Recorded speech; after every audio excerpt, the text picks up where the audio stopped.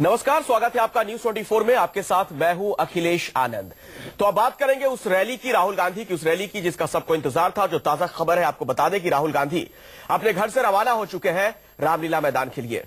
ये तस्वीरें हम आपको दिखा रहे हैं, तुगलक लेन की तस्वीर है जब राहुल गांधी का काफिला यहां से रवाना हुआ है। बस कुछ ही देर में रामलीला मैदान वो पहुंचेंगे जहां पर आज रैली प्रस्तावित है। वहां सोनिया गांधी होंगी, इसके अलावा कांग्रेस के तमाम दिग्गज भी वहां पर मौजूद होंगे।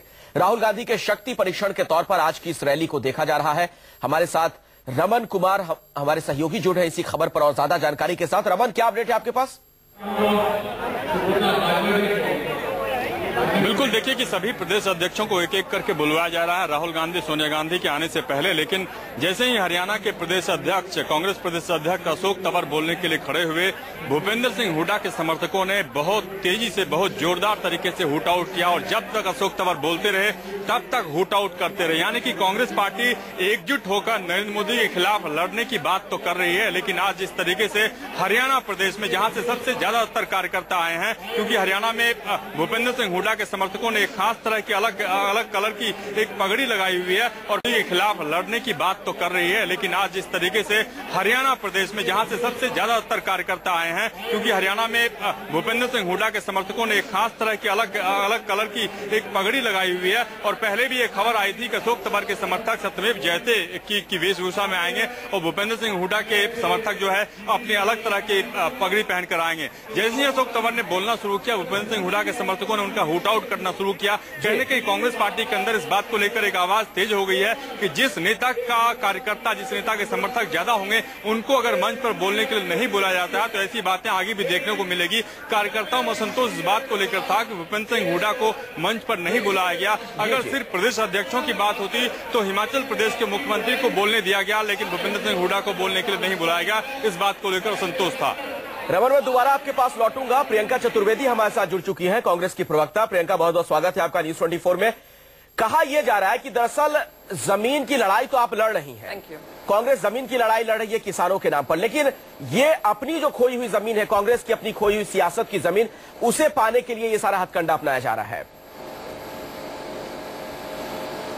नहीं, देखिए, जो सियासती जमीन है हर 5 साल में लोग, देश की जनता चुनती है किसका वो प्रतिनिधित्व करेगी, कौन उनका प्रतिनिधित्व करेगा।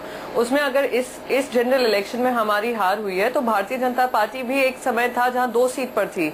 तो ये सियासती बात करना मैं कहूंगी गलत है, पर हाँ, ये मुद्दा बहुत जरूरी है कि डिस्कस किया जाए कि किस तरीके से किसान रोज एजिटेट कर रहे हैं, रोज उनकी आत्महत्या हो रही है, रोज वो अपने कॉम्पेंसेशन की बात कर रहे हैं, कैसे उनसे उनकी जमीन छीनने की बात चल रही है, किस तरीके से वो मिनिमम सपोर्ट प्राइस के लिए रोज झगड़ रहे हैं, किस तरीके से वो उनको यूरिया नहीं प्राप्त हो रहा है, किस तरीके से उनको किसी तरीके का सपोर्ट नहीं मिल रहा है सरकार से। और हमारे प्रधानमंत्री हैं जो दुनिया की यात्रा करने में लगे हैं, पर जो अपने घर में लोग मर रहे हैं उनका ध्यान देने में असफल रहे हैं। तो ये उनको ध्यान दिलाना बहुत जरूरी है। कमेंट ले लेता हूं, मेरे साथ विजय बहादुर पाठक लाखों लोग आज खड़े हैं और आप बता भी रहे होंगे कि क्या उनकी फीलिंग है इसको लेकर। जी, विजय बहादुर पाठक साहब मेरे साथ मौजूद है, भारतीय जनता पार्टी के नेता। विजय बहादुर जी, किसानों की हर कोई बात कर रहा है, लेकिन कुल मिलाकर तस्वीर यही लगती है कि किसानों का जो वोट बैंक है या लैंड बैंक है उस पर सिर्फ आप लोगों की नजर है। आज ही एक बड़े अखबार में प्रमुखता के साथ यह खबर प्रकाशित हुई है कि महाराष्ट्र में पिछले 3 महीनों में 600 किसान खुदकुशी कर चुके हैं। केंद्र में आपकी सरकार, महाराष्ट्र में आपकी सरकार।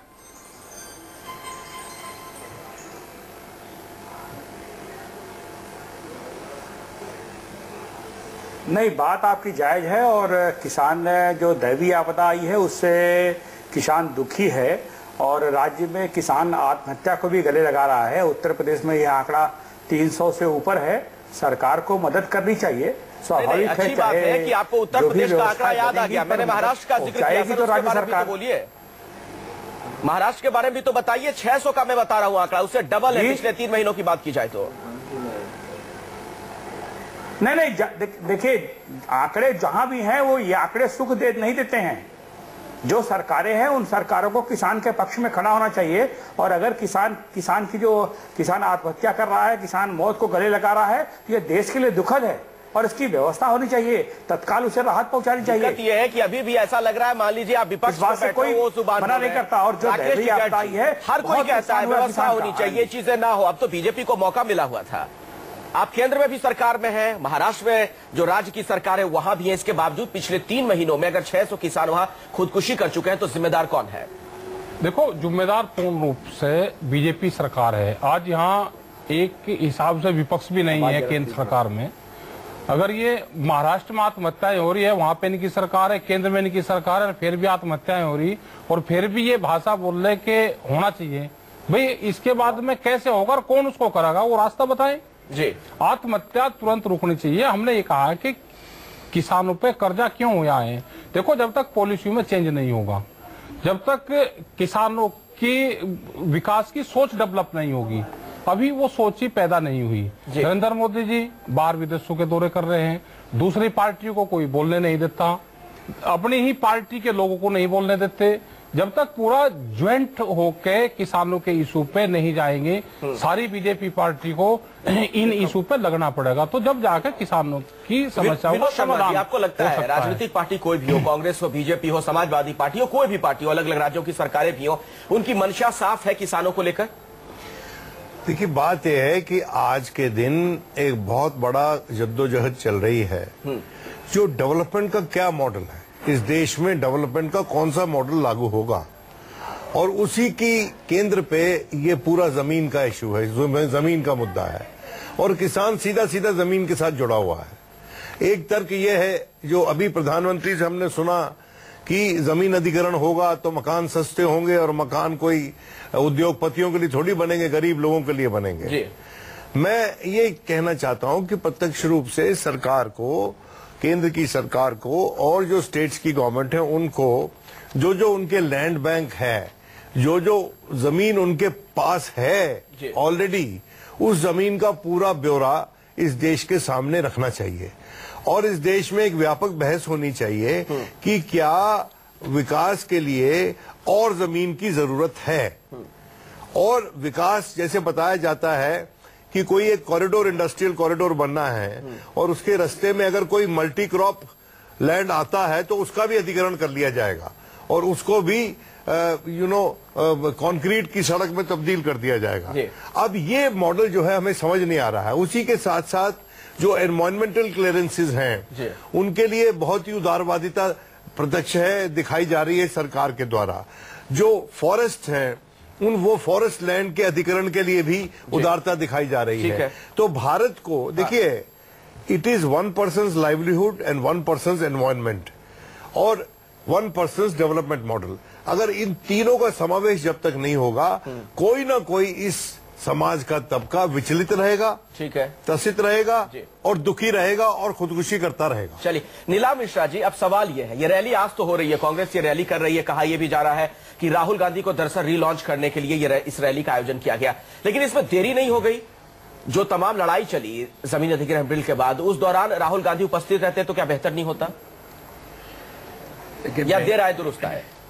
देखिए, बेहतर तो होता, बेहतर होता, और लेकिन ऐसा भी नहीं है कि कांग्रेस जमीन पर अनुपस्थित थी, लेकिन हाँ, जिस तरीके से होना चाहिए था। और यह आप याद रखिए कि एक बड़ी हार के बाद पार्टी को पुनर्गठित करने में जो समय लगता है, और कांग्रेस जिस तरह से अभी इस रैली में भी आप देख रहे हैं कि कुछ आपसी मतभेद उभर के सामने आए, बिल्कुल, तो हालांकि कांग्रेस में यह हमेशा होता आया है कि जब नेतृत्व परिवर्तन हुआ है, मसलन जब इंदिरा गांधी आई थी तो भी काफी विरोध हुआ था, और धीरे धीरे करके वो आता है, वो किसी भी पॉलिटिकल पार्टी में एक होता है, चाहे वो भाजपा में रहा हो। आपने भाजपा में भी देखा कि जब नरेंद्र मोदी का उभार हुआ तो उसको भी मुश्किलों का सामना करना पड़ा, जो पुराने नेता थे भाजपा के, लेकिन पार्टी उसको कैसे सुलझाती है इस पर इसका भविष्य आगे निर्भर करेगा।